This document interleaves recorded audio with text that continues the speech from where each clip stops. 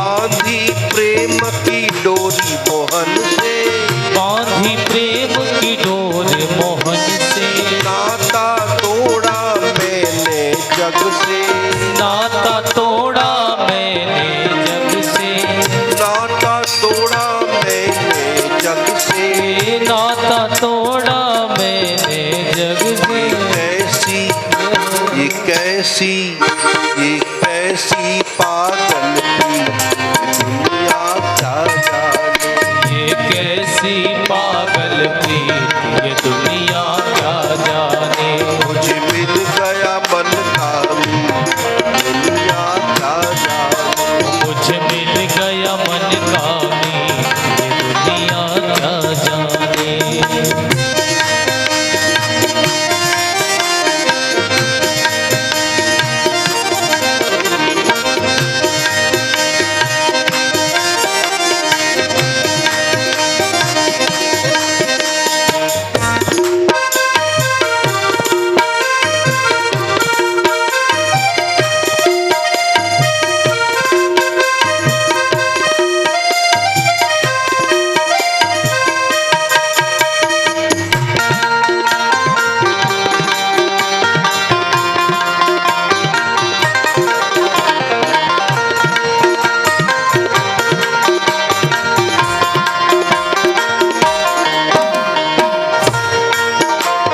मोहन की सुंदर सूरतिया, मोहन की सुंदर सूरतिया, मन में बस गई प्यारी मूर्तिया, मन में बस गई प्यारी मूर्तिया, जब से ओढ़ी शाम चुनरिया, जब से ओढ़ी शाम चुनरिया, लोग कहे मैं भई बाबरिया, लोग कहे मैं भई बाबरिया, मैंने छोड़ी जय हो मैंने छोड़ी जय हो, मैंने छोड़ी जग की रीत ये दुनिया क्या जाने। मैंने छोड़ी जग की रीत की दुनिया क्या जाने, क्या जाने कोई क्या जाने, क्या जाने कोई क्या जाने, क्या जाने कोई क्या जाने। क्या जाने कोई क्या जाने, मेरी लगी शाम संग प्रीत ये दुनिया क्या जाने। मेरी लगी श्याम संग प्रीत दुनिया क्या क्या जाने। जय हो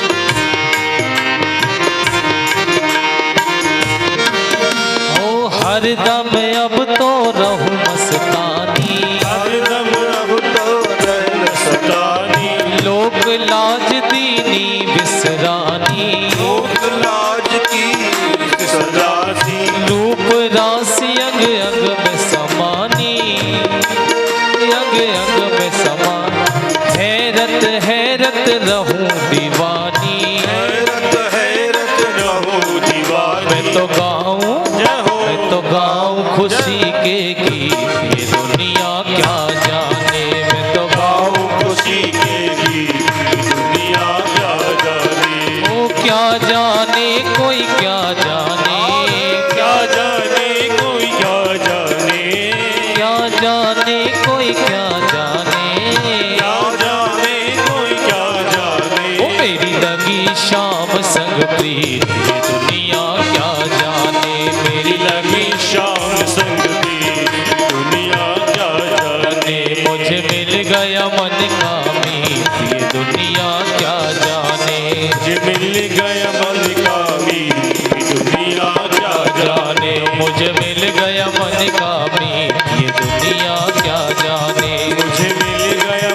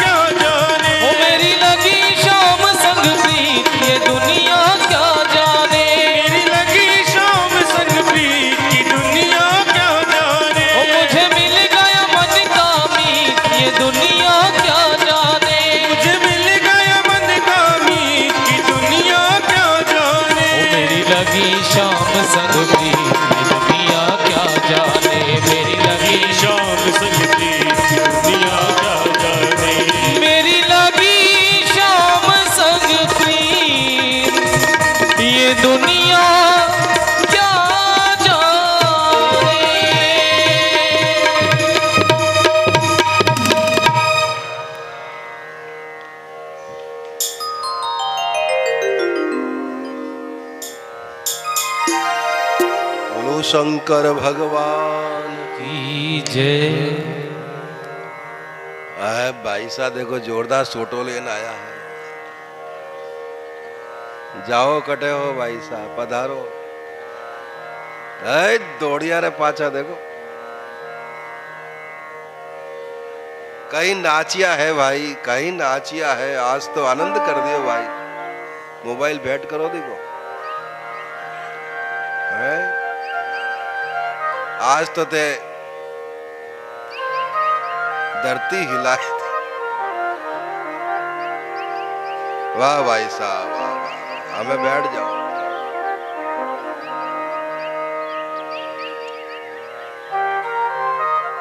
कटे बैठो, नीचे नहीं बैठ सको, बैठ जा, अठे ही बैठ जा।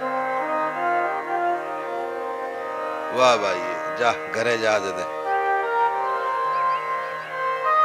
बोलो वृंदावन बिहारी लाल की जय।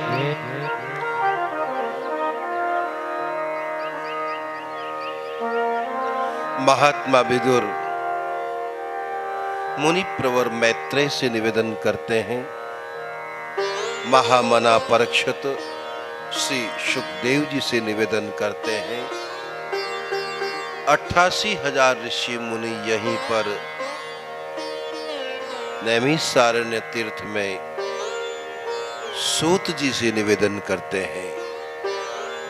हम महादेव की कथा विस्तार से सुनना चाहते हैं, जानना चाहते हैं कि ऐसी भी क्या विडंबना है।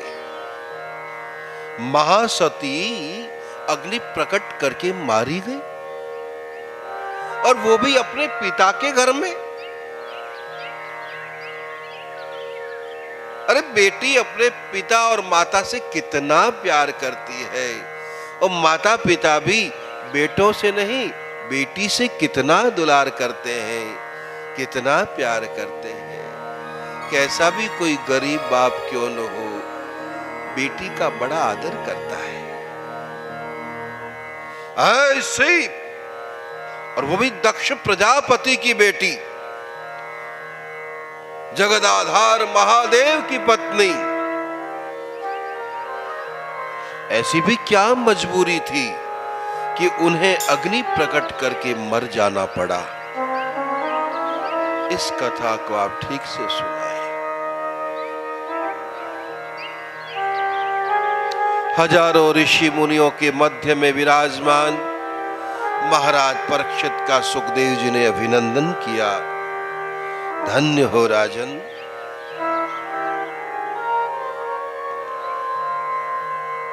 तीर्थराज प्रयाग की बात है भैया, जहां बड़े बड़े ऋषि मुनि महात्मा एवं इंद्र आदि बड़े बड़े देवताओं की एक सभा जुड़ी थी। उस सभा में मुख्य अतिथि के रूप में विधाता ब्रह्मा विराजमान थे।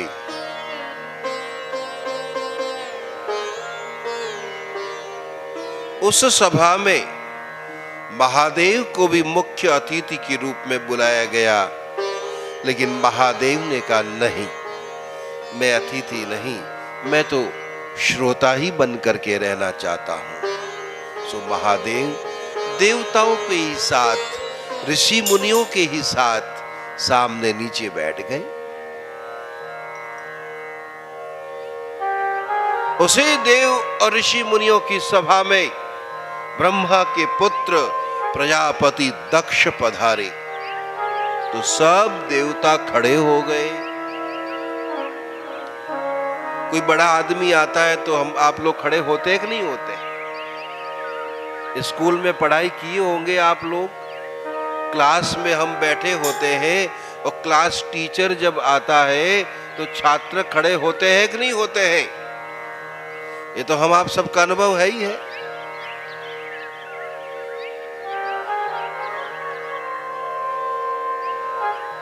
प्रजापति दक्ष महाराज पधारे हैं तो समस्त सभासद खड़े हो गए, जय हो कहने लगे। दक्ष खुश हुए। सभी देवता ऋषि मुनि खड़े हुए, लेकिन महादेव खड़े नहीं हुए। दक्ष प्रजापति खड़े हुए लोगों को नहीं देखता है, कौन बैठा है उसकी नजर सीधी वहीं पर पहुंची। इसको क्या प्रॉब्लम है? लाखों वर्ष पुरानी इस कथा में वर्तमान काल का सत्य दर्शाया गया है। आज भी ऐसा होता है। आज भी कोई राजनेता, नेता, अभिनेता या कोई बड़े आदमी आते हैं, खड़े लोगों को नहीं देखता है, कौन बैठा हुआ है उसकी दृष्टि सीधी वहीं पर जाती है। क्या प्रॉब्लम है इसे? इतने लोग खड़े हुए, ये कौन है? बस वो खटकता रहता है, उसको बैठा रहेगा तब तक यही सोचता रहेगा। आसपास में पूछेगा भी, कौन है वो, कौन है रे वो? सभी खड़े, महादेव खड़े नहीं हुए। दक्ष प्रजापति आग बबूला हो गया। सारी सभा को कहने लगा, सुनो सुनो सभासदों, मैं ब्रह्मा का मानस पुत्र हूं। जितनी भी ये प्रजा है मेरी ही संतान है, मैं प्रजापति हूं। सभी मेरा सम्मान करते हैं, लेकिन देखो देखो देखो इस बंदर की आंखों वाले शंकर को देखो, सब मेरे सम्मान के लिए खड़े हुए हैं, लेकिन ये शंकर कितना मतवाला है, कितना घमंडी है। देखो मेरा सम्मान ही नहीं करता है। अरे मैं तो ब्रह्मा की बातों में आ गया। मेरी भोली भाली सीधी सादी सुंदर कन्या सती का विवाह इस भूतों के सरदार के साथ कर, खाए खाए के मोटा हो रहा है। मेरी बेटी सूखी जा रही है। अरे इसको कोई परवाह नहीं, शमशान में पड़ा रहता है, भूत प्रेतों की टोलियों के साथ घूमता रहता है। न कोई माँ है, न कोई बाप है, न कोई भाई बंधु है। अरे कोई भी तो नहीं, पता नहीं कहां से धरती फोड़ के प्रकट हो गया रे भाई।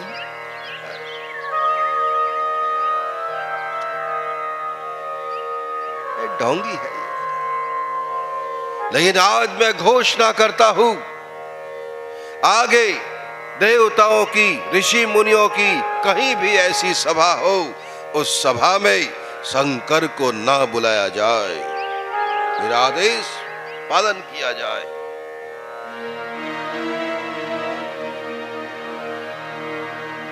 ऐसे वो महादेव का अपमान करने लगा। अब महादेव तो महादेव है भाई, महादेव कोई ऐसे नहीं बन जाता है। मैंने आपको कल भी कहा था कि जो बहुत बहुत सहन करता है वही व्यक्ति बहुत बड़ा आदमी बनता है।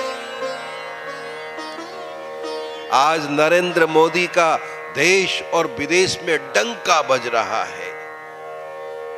क्यों? क्योंकि उस आदमी ने बहुत सहन किया है। विपक्षी कितने लोग गालियां देते हैं, षड्यंत्र रचते हैं, क्या क्या नहीं करते उसके लिए, तंत्र मंत्र करते हैं। कितनी गालियां तो वो देता है पप्पू पहलवान, क्या कर, फिर भी कितना सहन किया उस आदमी ने, और क्या परिणाम निकला आज देख लो। विपक्ष कितना विरोधी है, लेकिन फिर भी आज वो शेर की तरह बैठा है रे भाई। क्यों? क्योंकि वो सहन करता है। जो सहन करेगा समाज में उसी की पूजा होगी, वर्तमान में भले ही ना हो, भविष्य में हो। और ऐसे ही लोग सुखी होते हैं। लड़ने झगड़ने वाले सुखी नहीं हो सकते हैं, छोटी मोटी बातों में है बात का बतंगड़ बनाने वाले न तो सुख से सो पाते हैं, न खा पाते हैं, न रह पाते हैं और न नजरें मिला पाते हैं।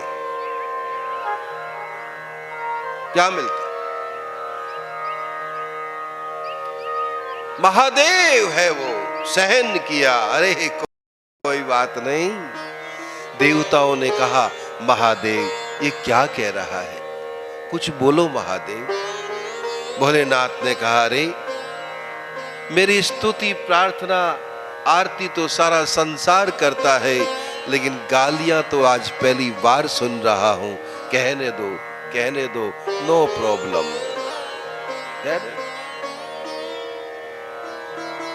ऐसे ही व्यक्ति महान बनते हैं, ऐसे ही लोग महादेव बनते हैं। महादेव कोई आसमान से नहीं आता है, इस धरती से ही देव बन करके ऊपर जाता है, महादेव बन के ऊपर जाता है। हम आप लोगों के बीच में से ही कोई देव बनता है, तो कोई दानव बनता है, तो कोई महादेव बनता है, कोई दुष्ट बनता है, तो कोई सज्जन बन जाता है, कोई नरक में जाता है, तो कोई स्वर्ग में जाता है। हम आप में से ही कोई ऐसा बनता है। आप भी बन सकते हैं। हरि बोल। बोलो शंकर भगवान की जय, उमापति महादेव की जय, हर हर महादेव, हर हर महादेव।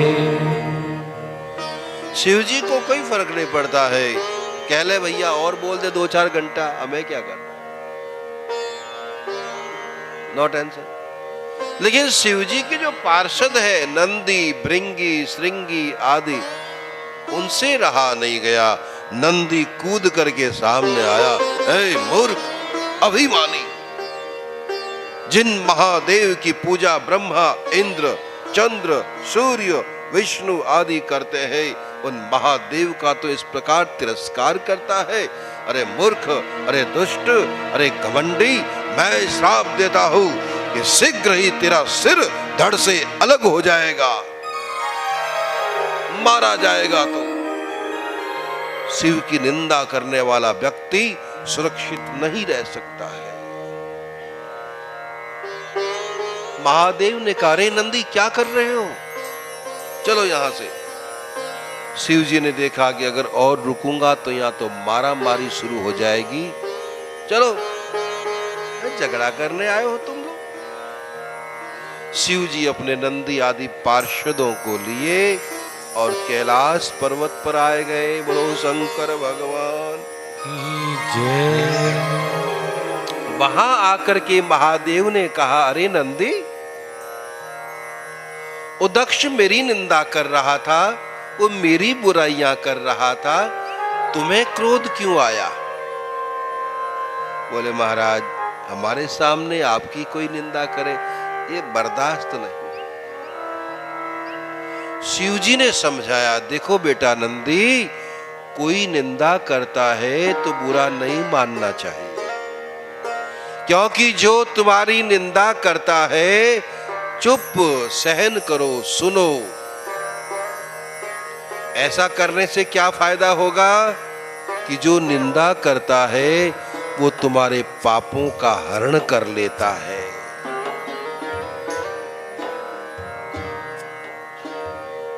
निंदा करने वाला व्यक्ति तुम्हारा बुरा करने के लिए नहीं आया है, वो तुम्हारे पापों का सफाया कर रहा है, अपने पुण्य तुम्हें दे देता है, आपके पाप सब वो हरण करके ले जाता है।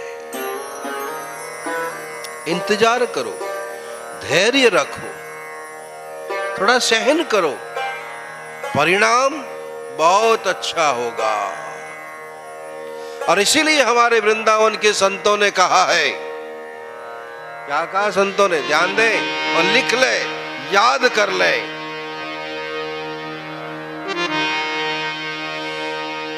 निंदक नियरे राखिए,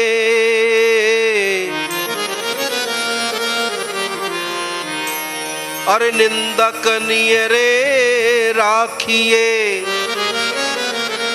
आंगन कुटी छवाय।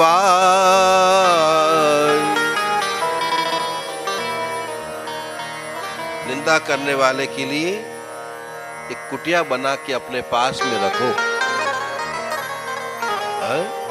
कुटिया बना के रखो। बोले क्यों? क्योंकि बिन पानी साबुन बिना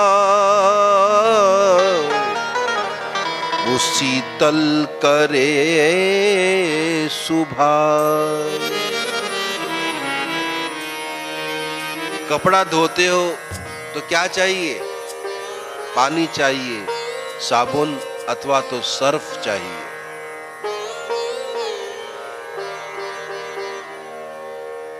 तो हमारा मन भी एक प्रकार का कपड़ा ही समझ लो। मन क्या है? वस्त्र है। निंदा करने वाला क्या करता है? बिना ही पानी के, बिना ही साबुन के तुम्हारा मन रूपी वो वस्त्र साफ कर देता है। बताइए वो अच्छा हुआ कि नहीं हुआ? अच्छा हुआ कि नहीं? तो अब आगे ध्यान रखना, कोई तुम्हें गाली दे, चलो मैं खुद ही देख लूंगा ना भाई। मैं कल एक दो लोगों को गाली दे के देखता हूं, गुस्सा आवे कि नहीं आवे है? सहन करो मेरे भाई बहन, जितना सहन करोगे आप सुखी हो जाओगे।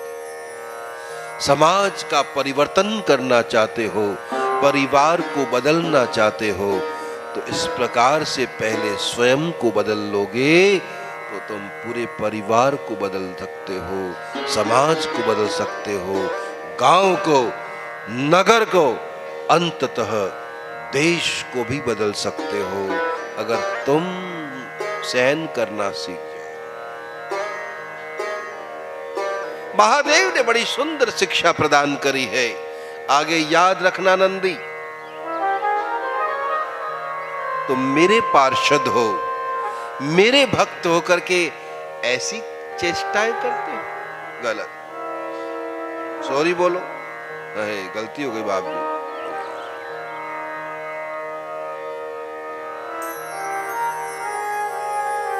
इधर क्या घटना घटी? ब्रह्मा जी ने एक दिन अपने बेटे दक्ष प्रजापति को बुलाया। अब तक तो वो प्रजापति था, अब दक्ष को क्या कर दिया उसने? प्रजापतियों का भी स्वामी बना दिया।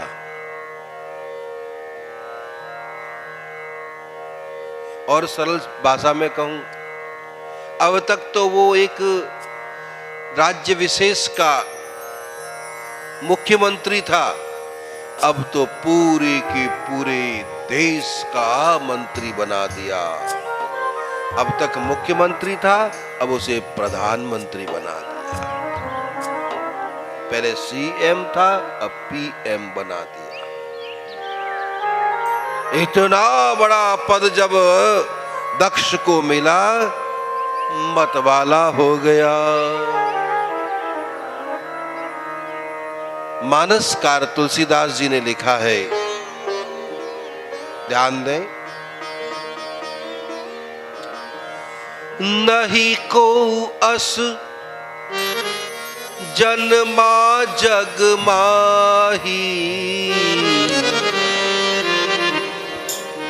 नहीं को अस जन्मा जग माही, प्रभुता पाई नारी मद नारी, प्रभुता पाही चाही मद नाही, प्रभुता पाई जाहि मद नारी, प्रभुता पाही चाही मद नाही।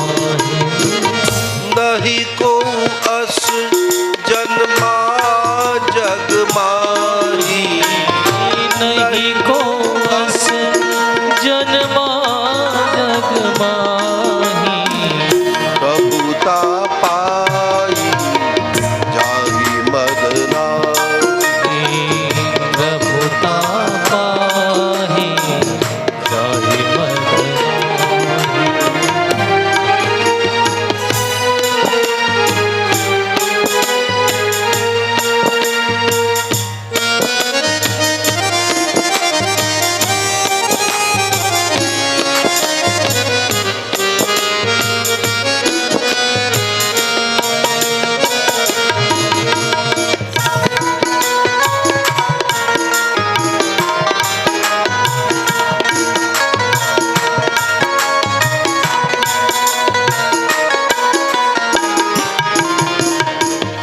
ऐसा कोई जन्मा ही नहीं है संसार में कि बड़ा पद पाकर के जिसे अभिमान न आया हो।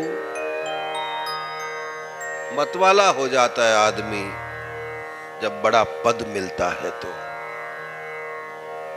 बहुत बड़ा आदमी बनने के बाद भी जिसे अभिमान न आवे, उसकी विनम्रता ज्यों की त्यों बनी रहे, याद रखो उसका वो अंतिम जन्म है। और वही योगी है, वही महापुरुष है। बहुत बड़ा पदाधिकारी बनने के बाद भी अभिमान न आवे, नम्रता बनी रहे, सरलता बनी रहे, एक दूसरे के प्रति आदर भावना बनी रहे, समझ लेना ये बहुत बड़ा ज्ञानी है, ये बहुत बड़ा योगी है और इसका ये अंतिम जन्म है। हमारे शास्त्रकारों ने अंतिम जन्म के बारे में भी बताया है। इस महान पुराण में किसका अंतिम जन्म है ये भी दर्शाया गया है। जिसे किसी भी प्रकार का अभिमान न हो, उसका वो अंतिम जन्म समझना चाहिए। जिसके मन में किसी प्रकार की कामना ही न हो, इच्छा ही न हो, उसका भी अंतिम जन्म समझना चाहिए। 24 घंटे में जो 20-20 घंटा भगवान का भजन करता हो, ऐसे व्यक्ति का भी अंतिम जन्म समझना चाहिए। प्राणी मात्र के भीतर जिसे अपने इष्ट देवता नजर आते हो, अपने भगवान दिखते हो, ऐसे व्यक्ति का तो अंतिम जन्म ही समझना चाहिए।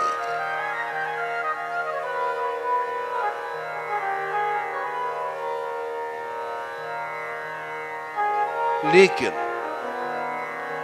बहुत कम ऐसे लोग होते हैं कि बड़ा पद मिलने के बाद मद न हो, अभिमान न हो, बड़े कम लोग होते हैं।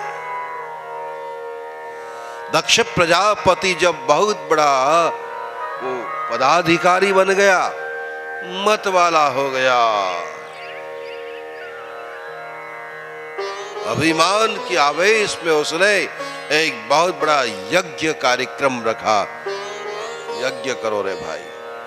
पहले जमाने में हजारों वर्ष पहले हवन यज्ञ ज्यादा होते थे।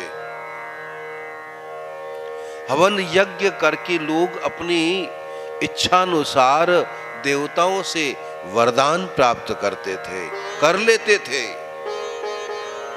तपस्या नहीं करते, हवन यज्ञ करके देवताओं को खुश कर लेते और देवता उनकी इच्छानुसार वरदान देते थे। अब आज कोई यज्ञ करे, देवता की छोड़ो, बरसात भी नहीं आती। क्यों भाई? अरे यज्ञ शुरू होता है अथवा तो मध्य में या तो एंड में, अंत में बरसात होती ही होती है। तुम समझते हैं कि हाँ भाई देवता राजी हो गए, फूल बरसा करी देवताओं ने। तो ये वर्तमान की बात बता रहे हैं। पहले जमाने में क्या होता था, यज्ञ करते हैं, देवताओं का नाम लेके आहुतियां छोड़ते और देवता आसमान में प्रकट होते और फूलों की वर्षा करते। वाह वाह वाह वाह, आनंद आ गया, कल्याण हो, कल्याण हो, प्रसन्न होकर आशीष देते देवता। आज देवता की छोड़ो, पानी नहीं पड़ता सर, गर्मी और बढ़ जाती है। क्या जो हमारी इच्छा थी, इच्छा अनुसार हमें कुछ मिलता ही नहीं है, उल्टा गाय और मुर्गी मारी तो है। एक आदमी बहुत बड़ा यज्ञ कर रहा था, 6 दिन यज्ञ का कार्यक्रम, तीसरे दिन क्या हुआ कि उसके छोरे का एक्सीडेंट हो गया। और सेठ जी बोले, हो गई यज्ञ है भाई, कई मंत्र बोला थे उल्टा। मेरे तो छोरा का एक्सीडेंट हो गया, ये ले, हो गया कैंसल। क्यों नहीं होता ऐसा? कारण यही है कि ये जो समय है वो यज्ञ का नहीं है, ये समय भगवान के भजन कीर्तन का और कथा का समय है। ये कलयुग है, कलयुग में यज्ञ नहीं, कलयुग में नाम प्रधान है। कलयुग केवल नाम आधारा, कलयुग केवल नाम आधारा, सुमिर सुमिर नर उतरहि पारा, सुमिर सुमिर नर उतरहि पारा, सुमिर सुमिर नर उतरहि पारा, सुमिर सुमिर नर उतरहि पारा।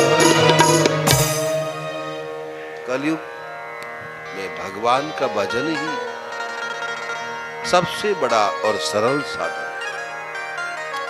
आज लोग यज्ञ हवन करते हैं, सफलता ही नहीं मिलती। हमेशा याद रखो, यज्ञों के द्वारा भी सफलता अवश्य मिलती है, लेकिन आज जो हम यज्ञ करते हैं सफलता नहीं मिलती। कारण यही है कि जैसे विधि विधान से यज्ञ होना चाहिए, जो जैसी जैसी सामग्रियां चाहिए, न तो वैसी विधि विधान है और न ही वैसी सामग्रियां है, और यही कारण है कि यज्ञ सफल नहीं होता है। हमारे एक मिलने वाले हैं बंबई में, बड़ा प्रेम मानते हैं। कई भक्तों ने चंदा चिट्ठा करके बहुत बड़ा यज्ञ किया बंबई ठाणे उस एरिया में। बुलाया, बोले आप आ जाओ, टाइम है। मेरे हाँ टाइम तो है, ज्यादा नहीं, 3-4 दिन के लिए। बोले हाँ, प्रवचन के लिए। जो भी है, मैं गया वहां पर। 6 दिन का हवन यज्ञ कार्यक्रम था।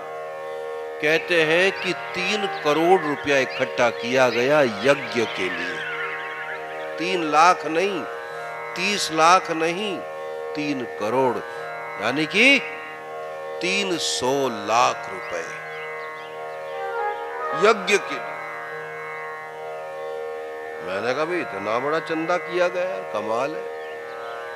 पीपा के पीपा घी अग्नि में स्वाहा स्वाहा किया जा रहा है।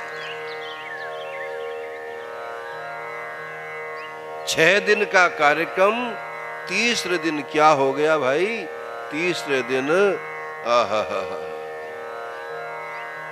इतना बड़ा यज्ञ का मंडप बना, पता नहीं क्या लीला भाई भगवान की। ऐसी कोई चिनगारी उड़ के वो घास फूस से बना वो मंडप जा पहुंची। वो मंडप धूं धूं करके जलने लगा। हवन करने वाले पंडित जी भागे, कराने वाले जजमान भागे। देखते ही देखते तो पूरा का पूरा मंडप राख की ढेरी हो गया। कर लो यज्ञ भाई रे, हो गया यज्ञ। पंडित जी घर भागे, जजमान अपने घर भागे। जो बचा रुपया पैसा इधर उधर ले लुआ के भागे। वाह भैया, हम तो रह गए अपने साइड में ही। बोले कहीं हो भाई? मैं तो अपने प्रवचन के टाइम में आता था 4 साढ़े 4 बजे, 4 साढ़े 4 बजे आके देखा तो वहां तो राख की ढेरी पड़ी है। हो गई हो।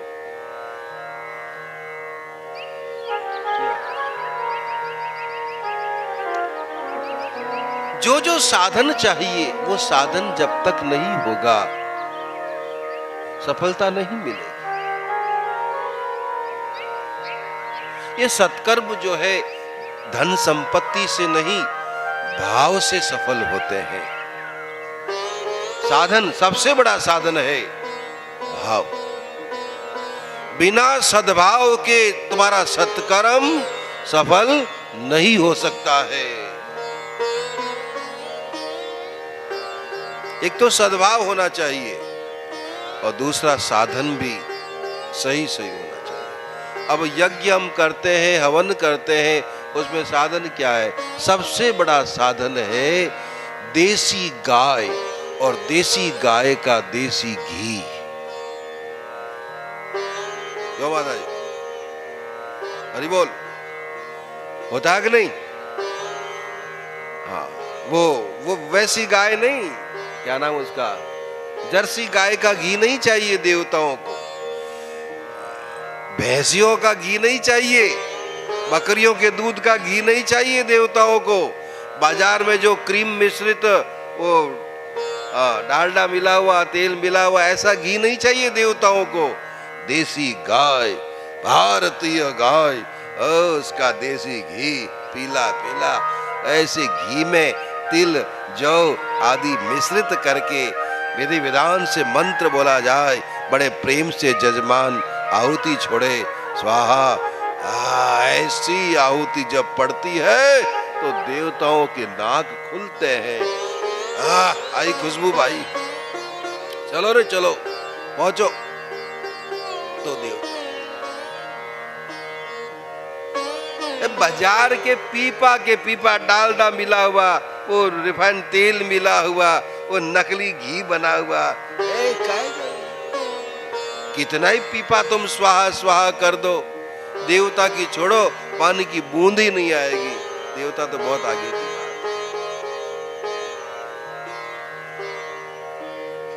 सत्ययुग में तपस्या से भगवान प्रसन्न होते, त्रेता में हवन और यज्ञ करने से भगवान राजी होते थे।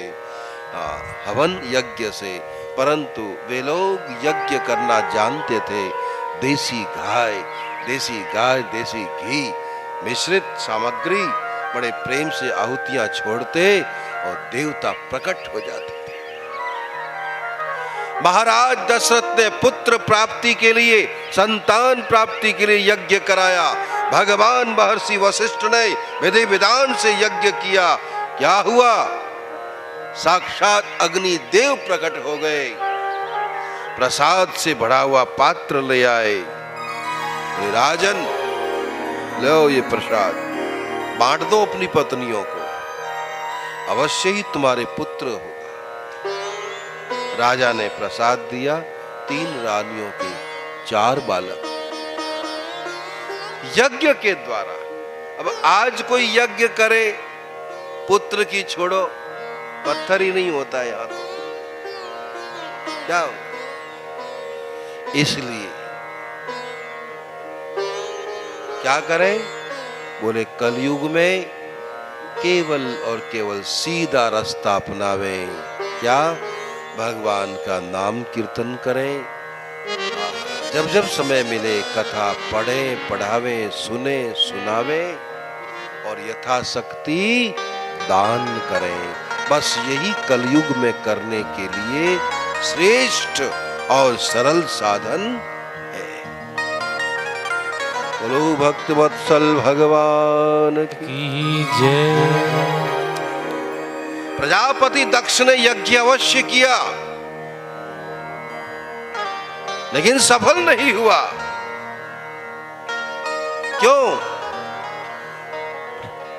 क्योंकि उसने जो यज्ञ किया उसने भाव से नहीं किया।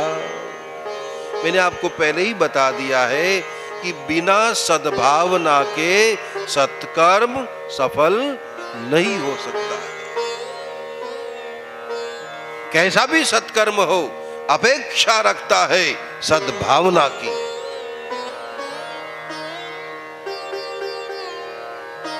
कैसा भी व्यक्ति हो, चाहता है आदर सत्कार।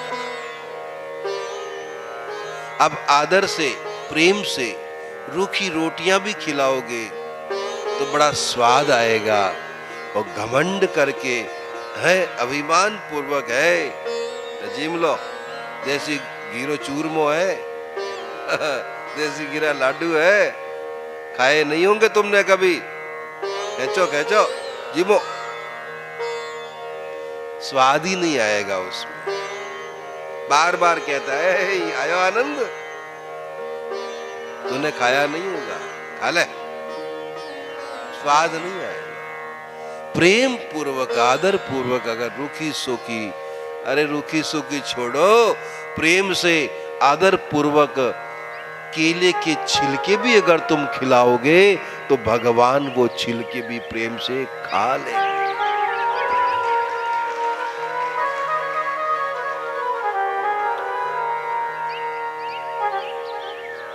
किसी ने ठीक कहा है, आदर करे अपार। ठीक कहा है किसी ने, अरे आदर करें अपार तो भोजन से भाजी भली, लेकिन होए मन में अहंकार तो खीर भी किस काम की। अरे बोल, स्वाद नहीं है, आदर पूर्वक। दुर्योधन ने खूब कहा, हे कृष्ण, आए हो, कहीं न कहीं तो खाना खाओगे ही, हमारे घर ही क्यों नहीं खा लेते हो? अरे हमने ऐसे ऐसे व्यंजन बनाए हैं द्वारकानाथ, तुमने कभी खाए ही नहीं होंगे। चलो हमारे घर, आज हम खिलाते हैं तुम्हें। द्वारकानाथ बोले, दुर्योधन, भोजन दो अवस्था में किया जाता है, या तो कोई भूखा हो या फिर सामने वाले का प्रेम हो। मुझे भूख नहीं है और तेरे में प्रेम नहीं है, सो भैया कैंसल। कहां गए, कहां गए फिर भगवान? विदुर जी के घर आ गए, आवाज लगाई, काकी काकी द्वार खोल। विदुर काका तो बाजार में गए थे सब्जियां लेने।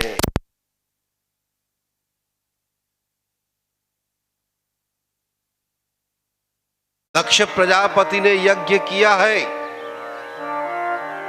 क्या हुआ?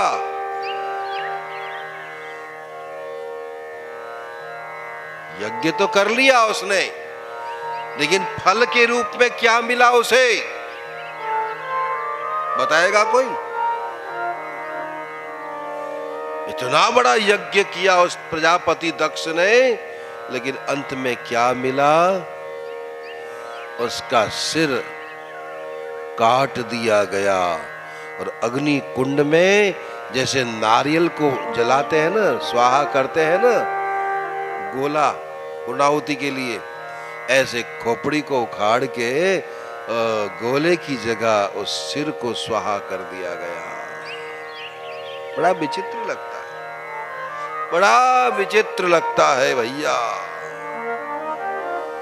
इस महापुराण की यही एक कथा बड़ी विचित्र लगती है। महाराज परीक्षित ने सुखदेव जी से निवेदन भी किया था, गुरुदेव ये क्या, इतना बड़ा यज्ञ करने वाला व्यक्ति और उसकी इस प्रकार से बड़ी निर्ममता से हत्या हो जाती है, ऐसा भी क्या है? बोले, राजन,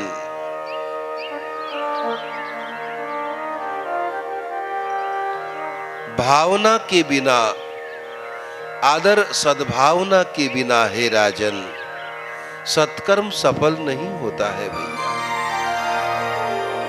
दक्ष ने यज्ञ अवश्य किया था, लेकिन उसका उद्देश्य क्या था? केवल और केवल, बताइए। अब आपका नंबर है भाई, बताओ।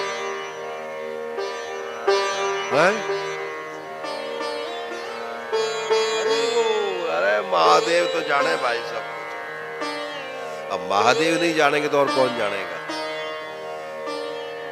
अवश्य ही बहुत बड़ा यज्ञ किया उसने, लेकिन चाहता क्या है वो?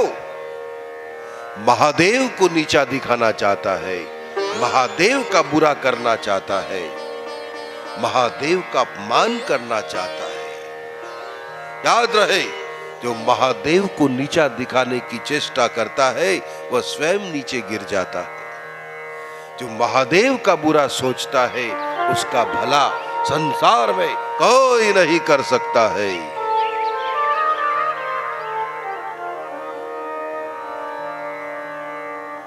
पहली बात तो यज्ञ में किसी का भी बुरा करने की भावना नहीं होनी चाहिए, किसी का भी बुरा न हो ऐसी भावना होनी ही नहीं चाहिए। और हमारा साधु समाज तो ऐसा है कि जब जब कोई ऐसे कार्य करते हैं तो पहले ही हम लोग कह देते हैं, लिख देते हैं कि किस लिए, कि विश्व कल्याण के लिए यज्ञ हो रहा है। विश्व कल्याणार्थ विष्णु महायज्ञ। मैंने तो भैया एक बार एक यज्ञ कराया, 10-20 पंडित पीछे पड़ गए कि बाप जी इतना आप वो करते हो, एक यज्ञ कराओ। चलो रे भाई, 10-15 दिन एक गांव में जाके बैठ गए और विष्णु महायज्ञ कराया। तो क्या लिखा उसमें? विश्व कल्याणार्थ विष्णु महायज्ञ, यानी विश्व के कल्याण के लिए यज्ञ हो रहा है, किसी का बुरा करने के लिए नहीं हो रहा है, किसी का नाश करने के लिए नहीं हो रहा है। प्राणी मात्र का भला हो, विश्व का कल्याण हो, धर्म की जय हो, अधर्म का नाश हो, प्राणियों में सद्भावना हो, विश्व का ऐसी उदात्त भावनाओं का पोषण किया जाना चाहिए। ऐसी उदार भावना से सत्कर्म किया जाना चाहिए, तब वो सत्कर्म अनंत अनंत फल देकर के सफल होता है। दक्ष ने यज्ञ किया महादेव को नीचा दिखाने के लिए, क्या परिणाम मिला? मारा गया। अब तो साहब इंद्र आदि देवता, ब्रह्मा सब दुखी हो गए। महादेव के पास आए भोलेनाथ, भोलेनाथ प्रसन्न हो महादेव।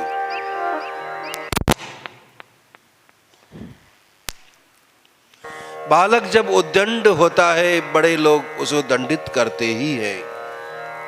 महादेव, दक्ष बड़ा मतवाला हो गया, आपने दंडित किया। हे शिव शंकर, हे करुणा निधान, अब कृपा करो, उसे पुनर्जीवन दान दो महादेव, और जो यज्ञ अधूरा रह गया है उसे पूरा करो भोलेनाथ। शिव जी ने कहा ठीक है, चलो ऐसा ही होगा। तो परम दयालु महादेव वहां पर पधारे कि जहां दक्ष राजा ने यज्ञ किया था। कहां पर यज्ञ किया दक्ष राजा ने, मालूम है?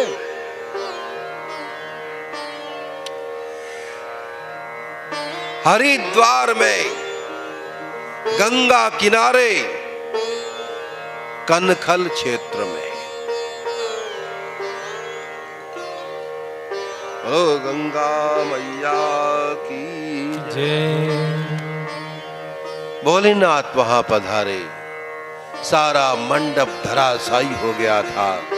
शिव जी ने कृपा करके देखा, यज्ञ मंडप पहले की तरह ज्यों का त्यों सुसज्जित हो गया। मंडप तैयार। कोई एक पार्षद गया, बकरे का मुंड ले आया, महादेव ने हाथों में लिया, वो बकरे का मुंड दक्ष के धड़ से लगाया, लगाते ही दक्ष जीवित हो गया, खड़ा हो गया, प्रणाम करने लगा। बोलो शंकर भगवान की जय। पहले तो महादेव को गालियां देता था, पहले तो महादेव को गालियां देता, उनकी निंदा करता, लेकिन अब दक्ष उनकी निंदा नहीं कर रहा है, गालियां नहीं दे रहा है, कटु शब्द उच्चारण नहीं कर रहा है। अब दक्ष क्या कर रहा है? बकरे का मुंड लग गया, वो बम बम बोल रहा है।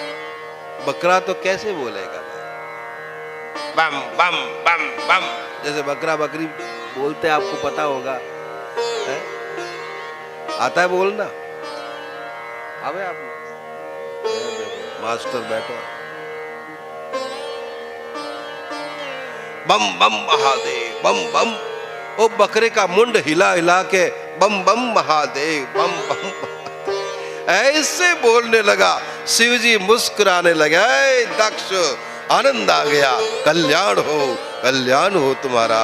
अरे दक्ष, आज से तुम इनकी तरह हमारे पार्षद बन के हमारे ही साथ रहो, तुम्हारा कल्याण हो प्रजापति।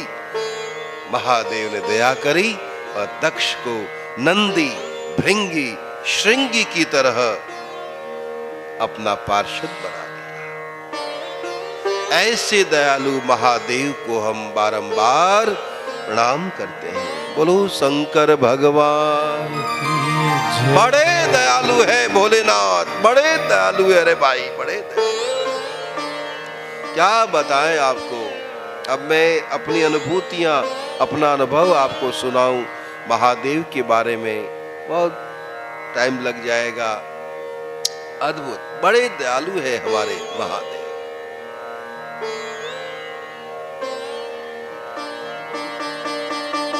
एक चोर था, देखो, और चोर तो चोरी करना जानता है। रात भर इधर से उधर घूमा, चोरी करने का मौका ही नहीं मिला बेचारे को। तो गांव के बाहर क्या जब निकला, शिव जी का मंदिर दिखा उसे। शिवलिंग है, हाँ, इधर गणेश, इधर कार्तिक, इधर माता पार्वती, सामने नंदी, शिव जी का इतना ओहो लिंग विग्रह। ऊपर देखा एक पीतल का बड़ा घंटा लटक रहा था। चोर ने देखा, रे भाई आज तो कुछ मिला नहीं, चलो ये घंटा ही उतार लो, बेचेंगे तो ज्यादा नहीं, 400-500 तो पक्का है। उतारे कैसे, कोई स्टूल नहीं, कोई टेबल नहीं, तो क्या किया चोर साहब ने, शिव जी के लिंग पर ही खड़ा होकर घंटा उतारने लगा। महादेव प्रकट होके बाहर आ गए। मांग ले, मांग ले। बोले बाप जी आप कौन? जानता नहीं है, मैं महादेव। बोले बाप जी मैंने कोई भजन तो किया नहीं, मैंने कोई जल चढ़ाया नहीं, मैंने दूध चढ़ाया नहीं, बेलपत्र चढ़ाए नहीं है, आग धतूरा अमरूद केला कुड़ी को चढ़ाए, अब क्यों आए? शिव जी बोले अरे भले आदमी, कोई जल चढ़ाता है, कोई दूध चढ़ाता है, कोई बेलपत्र चढ़ाता है, अरे तू तो पूरा का पूरा ही चढ़ गया रे, अब क्या चढ़ाना बाकी रहा, मांग ले। है चोर है बेचारा, उसकी बुद्धि क्या है, मलिन बुद्धि। मांगा भी तो क्या मांगा, बोले महादेव देना चाहते हो? हाँ हाँ मांग ले, किसी को कहोगे तो नहीं? बोले ना, वो घंटों मैंने उतारने दे दो आप तो। हाँ कहीं जो मत, कहीं मदन जी को कह दिया तुम्हारी खटिया खड़ी कर देला, बिल्कुल मत बोल जो।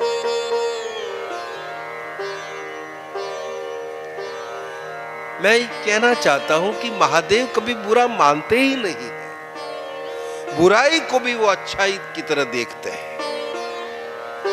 ऐसे परम कारुणिक भगवान महेश्वर को हम बारंबार साष्टांग प्रणाम करते हैं। हे दयालु महादेव आप सब पर कृपा करें। बोलो शंकर भगवान की जय, उमापति महादेव जय। हर हर महादेव, हर हर महादेव, हर हर महादेव।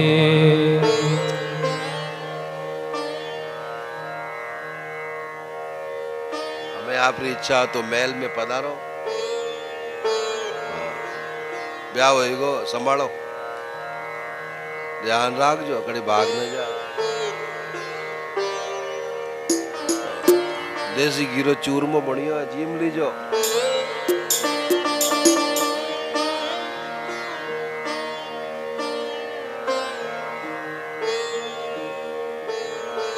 तो ये आपने सुना महर्षि मनु की वंश परंपरा में महाराज मनु की 3 बेटियों की वंशावली, आकुति, देवहूति, प्रसूति। और उनके वंश परंपरा में ये ऐसे ऐसे अवतार हुए, भगवान की ऐसी ऐसी लीलाएं हुई। महर्षि मनु के 2 पुत्र हैं। बड़े का नाम है उत्तानपाद, छोटे का नाम है प्रियव्रत। बड़े पुत्र है उत्तानपाद, उनकी 2 रानियां हैं। बड़ी है सुनीति, छोटी है सुरुचि।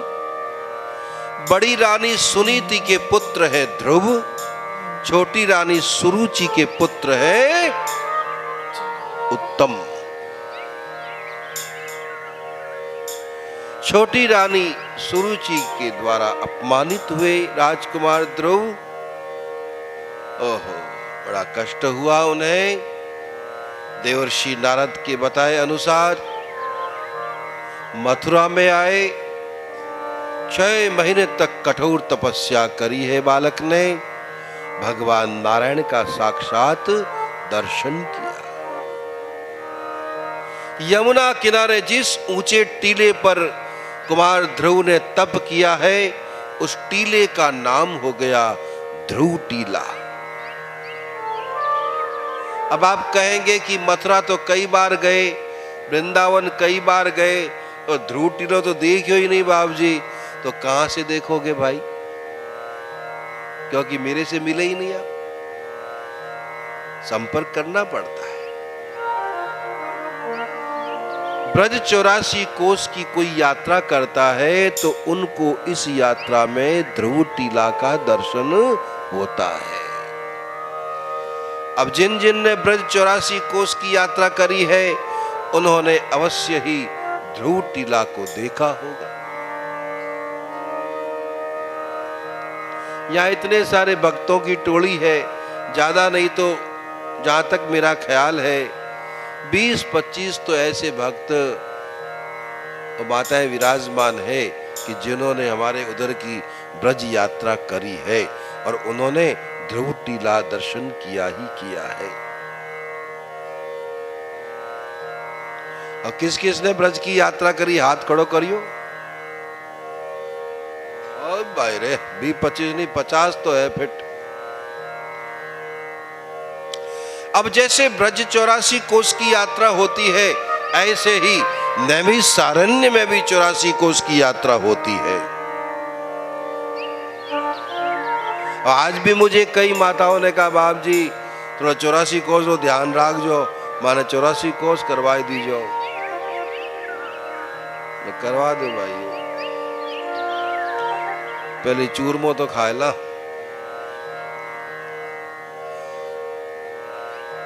आज तो खैर नहीं होगा, कल से हमारे पंडित जी विराजमान हैं, राजनारायण जी।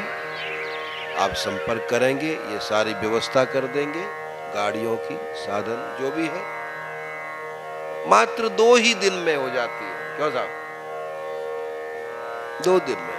हमारे उधर की ब्रज 84 कुछ स्पेशल लगती है भाई, 6 दिन 7 दिन में ही पूरी नहीं होती है, 8 दिन तो हो जाता है।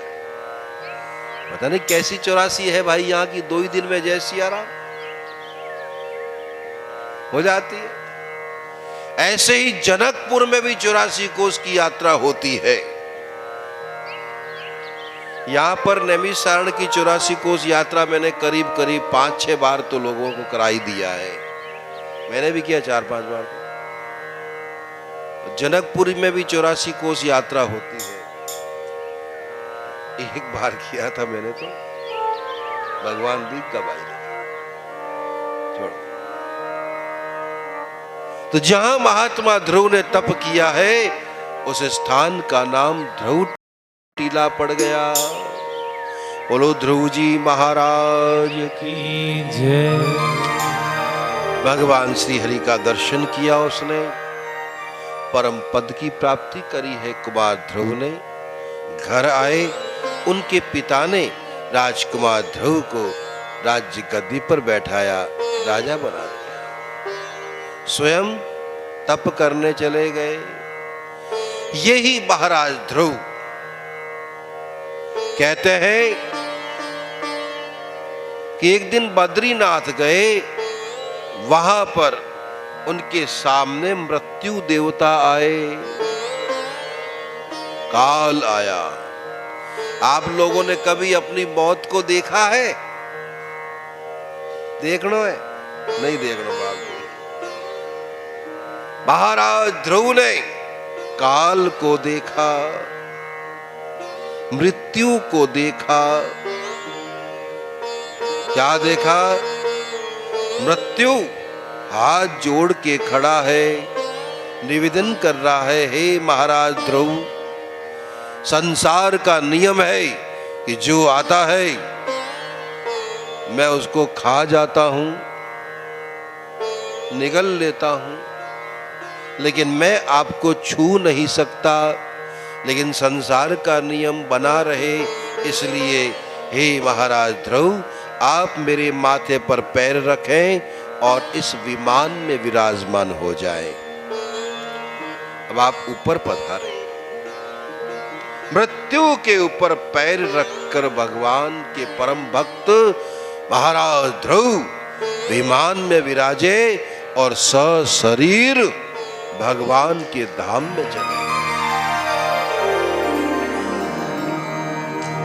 मरने के बाद में भगवान के घर जाएंगे कि यमराज के घर जाएंगे पता नहीं है, लेकिन महाराजा ध्रुव जीते जी सशरीर भगवान के धाम में गए।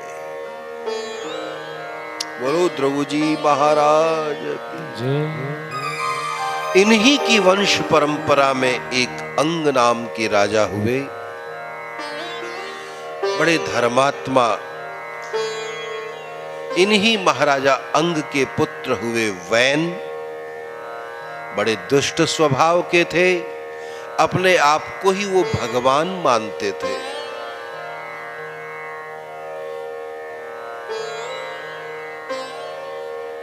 अपने आप को जो भगवान मानता है, तो ऐसी भगवत्ता संसार में ज्यादा चलती नहीं है। अपने आप को जो भगवान मानते थे वो सब जेल में बैठे हैं। हाँ, आप समझ गए होंगे।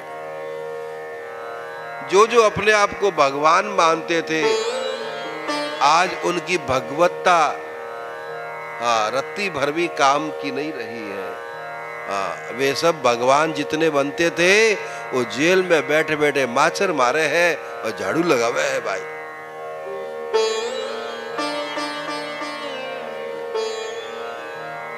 भगवान नहीं बनना चाहिए, दास बनना चाहिए। दास जो बनता है वो सदा रहता है। दास का उल्टा करो, क्या होता है? सदा। दास सदा।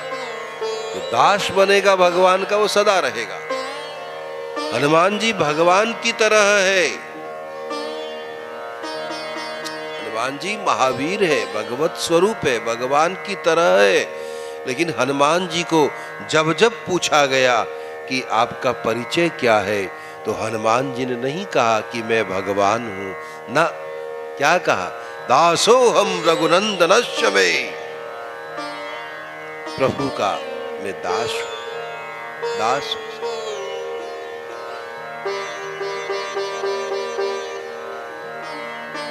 लंका में हनुमान जी गए, सीता माता ने पूछा कौन हो तुम, परिचय दो अपना।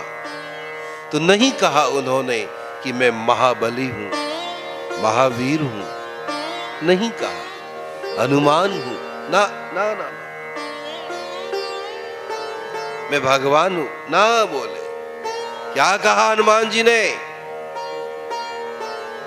आई याद? राम दूत में मातु जानकी। राम दूत में मातु जानकी। राम दूत में मातु जानकी। राम दूत में मातु जानकी। सत्य शपथ करुणा निधान की। सत्य शपथ करुणा निधान की। सत्य शपथ करुणा निधान। सत्य शपथ करुणा निधान की। राम दूत में राम दूत में राम दूत में मातु जानकी। राम का दूत को माता है। लेकिन वैन अपने आप को भगवान मानता। ऋषि मुनियों ने एक हुंकार लगाए, भगवान बनता है तू? भगवान का भक्त तो पहले बन जा। एक हुंकार लगाई, ऊंचे सिंहासन बैठा। वो वैन धड़ाम से नीचे गिर पड़ा, मारा गया।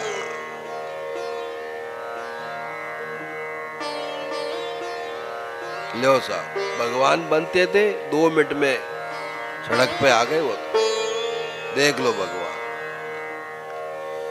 वैन की जो माता है सुनीता, मृत्यु देवता की बेटी थी वो। अपने पुत्र वैन का शरीर उन्होंने एक तेल के बड़े बड़े पात्र में रखा। अब वैन मारा गया तो संसार में हाहाकार मच गया। चोर बढ़ गए, डाकू बढ़ गए, लुटेरे बढ़ गए, आतंकवादी बढ़ गए। वैन था तो सब डरते थे, कोई सामने नहीं आया। अब वैन गया तो चोर डाकू लुटेरे एक एक करके सब सामने आए गए।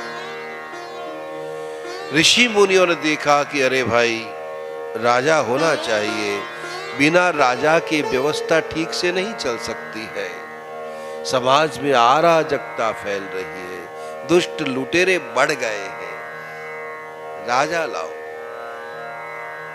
महारानी सुनीता से निवेदन किया कि माता, अपने पुत्र वैन का शरीर ले आओ।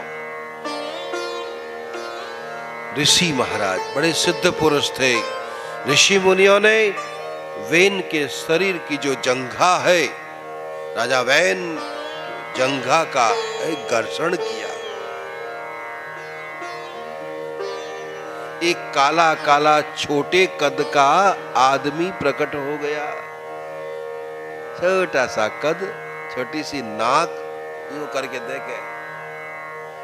ऋषि मुनियों ने कहा निषीद। संस्कृत में निषीद को कहते हैं बैठ जा।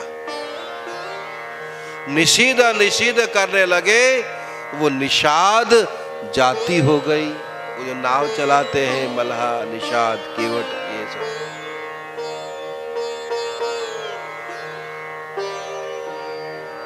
राजा वैन की दाहिनी भुजा का घर्षण किया।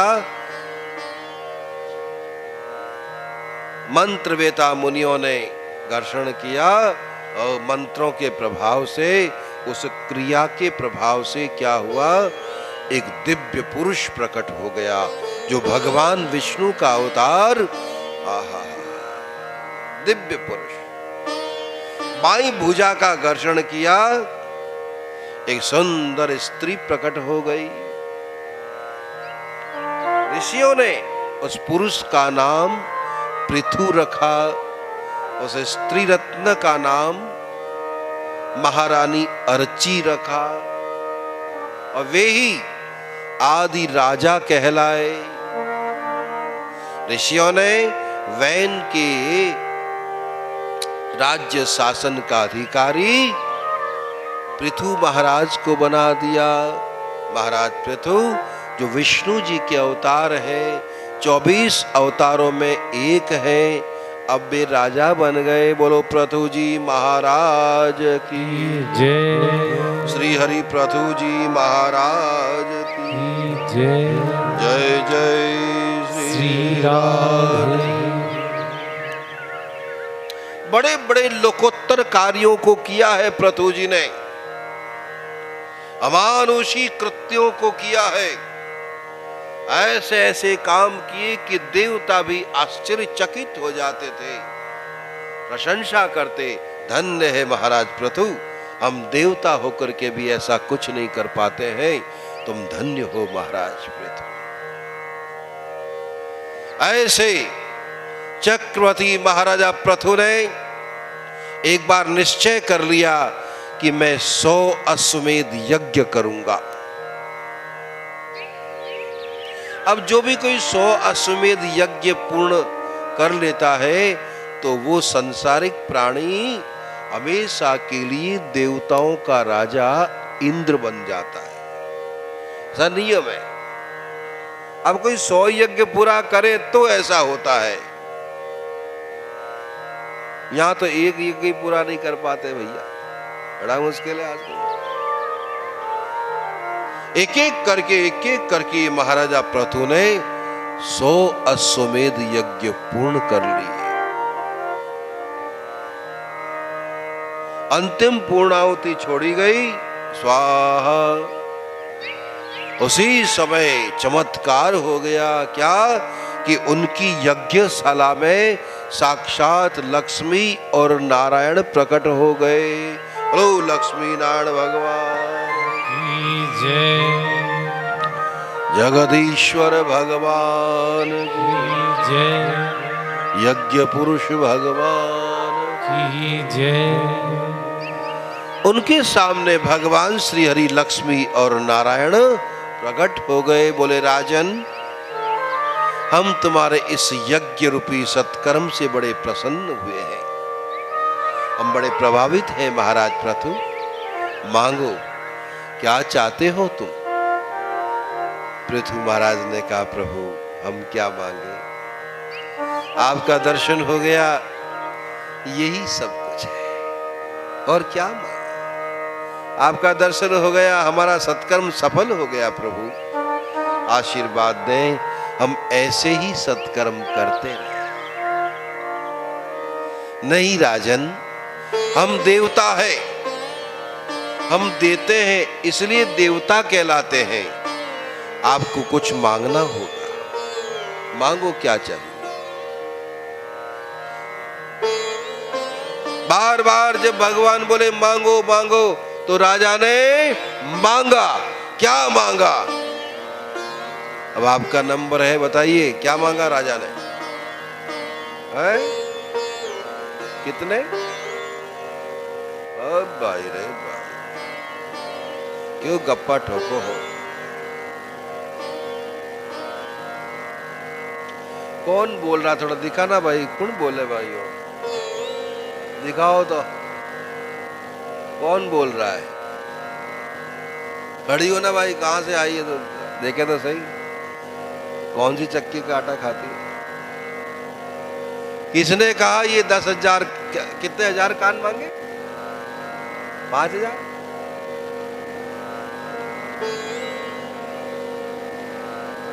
क्या कहती है समझ में? लड्डू खाना बाकी है ना इसको भी।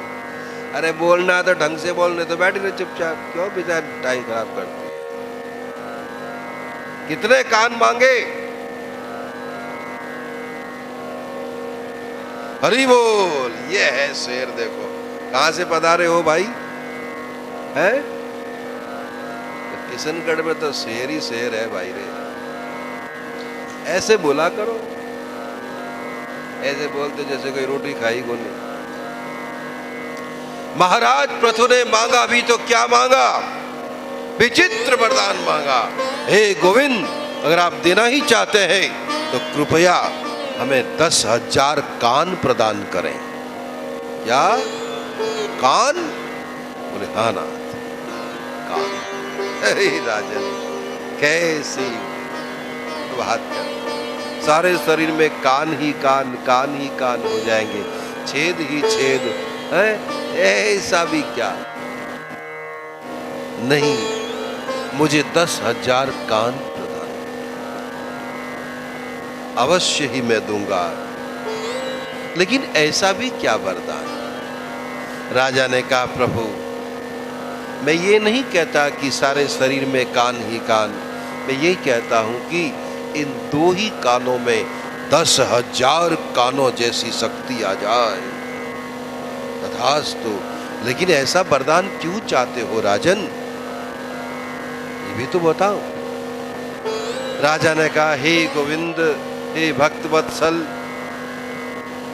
हम राजा है, ये सांसारिक लोग हैं, इतने काम है, इतने व्यस्त रहते हैं कि आपकी कथा कहीं सुदूर तीर्थ में हो रही है, हम नहीं जा पाते हैं।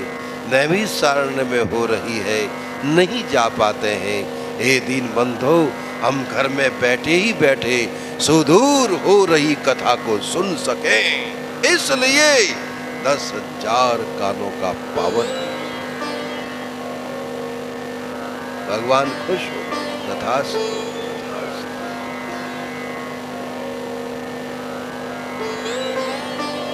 इस अति प्राचीन कथा में अर्वाचीन काल, वर्तमान काल का सत्य दिखाया जा रहा है। ऐसा वरदान मांग करके महाराजा पृथु ने कथा की महिमा को बढ़ाया है। क्यों राजनारायण? ऐसा विचित्र वरदान मांग करके चक्रवर्ती महाराजा पृथु ने कथा के महत्व को और बढ़ाया। वो कहना चाहते हैं कि मनुष्य का शरीर मिला है तो कथा अवश्य सुनो, सुनो। हम मनुष्य होकर के भी भगवान की कथा नहीं सुनेंगे तो कथा कौन सुनेगा? क्या गधे घोड़े आएंगे सुनने के लिए? तो भाई, हम लोग अगर कथा नहीं सुनेंगे तो कौन सुनेगा? रामचरितमानसकार बाबा तुलसीदास जी ने तो यहां तक कह दिया कि जो भगवान की कथा नहीं सुनता है उसके कान छोटे छोटे सर्पों के समान है, सर्पों के बिल के समान है। जिन हरि कथा सुनी नहीं काना, श्रवण रंध्र अहि भवन समाना। जो भगवान की कथा नहीं सुनते उनके कान छोटे छोटे सर्पों के बिल के समान है। और जो नहीं करही राम गुण गाना, जीभ सो दादुर जीभ समाना। जो भगवान की कथा कहता नहीं है, कीर्तन भजन गाता नहीं है, उसकी जीभ कैसी है? मेंढक की जीभ के समान है। टर टर। बाया बोले तो गणिए भाई, तो फालतू बातें जो करती है तो उनके लिए कहा गया है कि उन लोगों की जीभ कैसी? मेंढक की तरह टर टर, दिन भर बोलती रहती, बंद ही नहीं हुआ। और तो और कथा में भी आके बोलना शुरू हो जाता है। ऐसा वरदान मांग करके महाराजा पृथु ने कथा का महत्व दर्शाया है। कथा सुनना चाहिए। ऐसे भगवत स्वरूप महाराजा पृथु जी को हम सभी बारंबार प्रणाम करते हैं। बोलो पृथु जी महाराज की जय। भक्त वत्सल भगवान की जय। बड़ी विचित्र कथाएं हैं साहब, एक से बढ़कर एक है। आगे पंचम स्कंद की कथा शुरू होने ही वाली थी कि विदुर जी महाराज मैत्रेय जी को प्रणाम किए हैं, उनकी परिक्रमा करी और वहां से आगे चल पड़े। मैत्रेय और विदुर का कथा प्रसंग, आपसी संवाद यहीं विराम लेता है।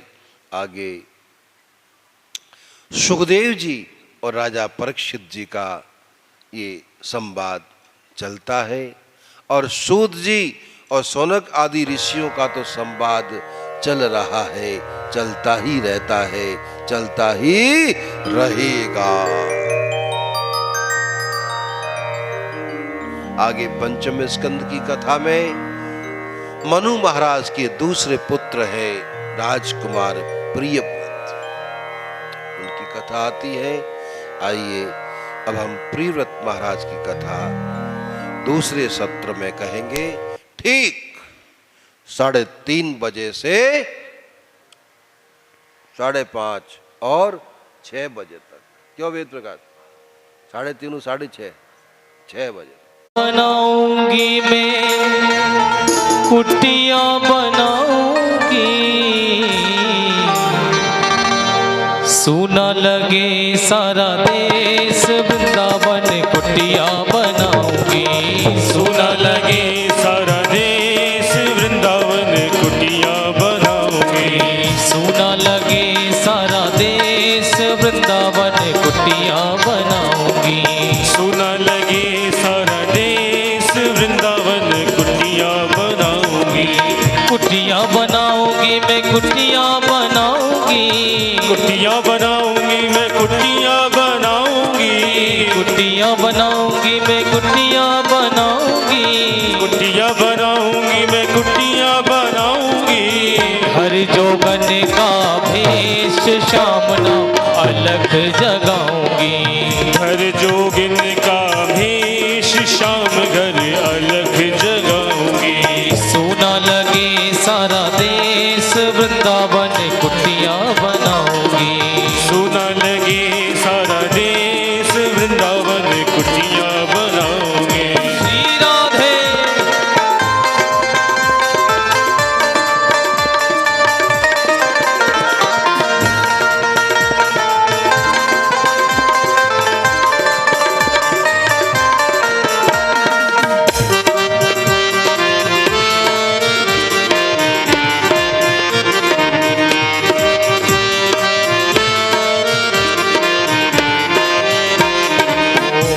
गिरधर की गिरधर मेरे, मैं गिरधर की गिरधर मेरे, मैं गिरधर की गिरधर मेरे, मैं गिरधर की गिरधर मेरे, ये है जन्म जन्म के फेरे, ये है जन्म जन्म के फेरे, ये है जन्म जन्म के फेरे, ये है जन्म जन्म के फेरे, संतों की प्रसादी लेके, संतों की प्रसादी लेके, संतों की प्रसादी लेके, संतों की प्रसादी लेके, यमुना जल में नहाऊंगी वृंदावन कुटिया बनाऊंगी, यमुना जल में नहाऊंगी वृंदावन कुटिया बनाऊंगी, सुना लगे सारा देश वृंदावन कुटिया बनाऊंगी, सुना लगे सारा देश वृंदावन कुटिया बनाओगे, वृंदावन धाम को वास भलो, वृंदावन धाम को वास भलो, जहाँ पास बहे यमुना महारानी, जो जन नहाए के ध्यान धरे वे कुंठ मिले तिन्हें को रजधानी, वेद पुराण बखान करे,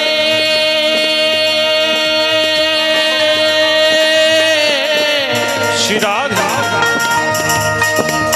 वेद पुराण बखान करे और संत मुनि तिनके मुखवाणी, यमुना यमदूतन तारत है भव, तारत है श्री राधिका रानी भव, तारत है श्री राधिका रानी भव, तारत है श्री राधिका रानी, राधा वल्लभ की छवि न्यारी, राधा वल्लभ की छवि न्यारी, राधा वल्लभ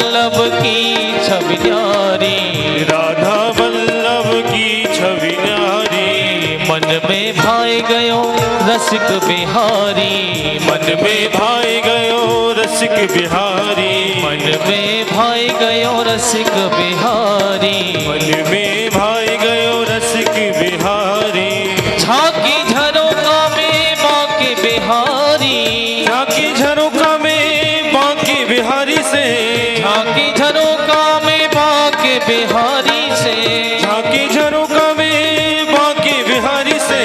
निस दिन नैना लड़ाऊंगी, वृंदावन कुटिया बनाऊंगी, जिस दिन नैना लड़ाऊंगी, वृंदावन कुटिया बनाऊंगी। सोना लगे सारा देश, वृंदावन कुटिया बनाऊंगी, सोना लगे सारा देश, वृंदावन कुटिया बनाऊंगी।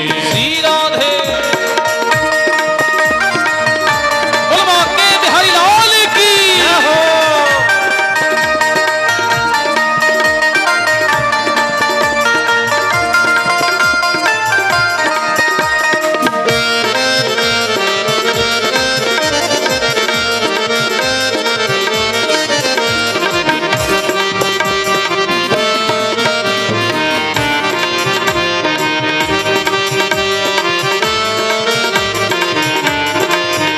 अरे श्यामा बिहारी सो करके यारी, श्यामा बिहारी से करके यारी, श्यामा बिहारी से करके यारी, श्यामा बिहारी से करके यारी।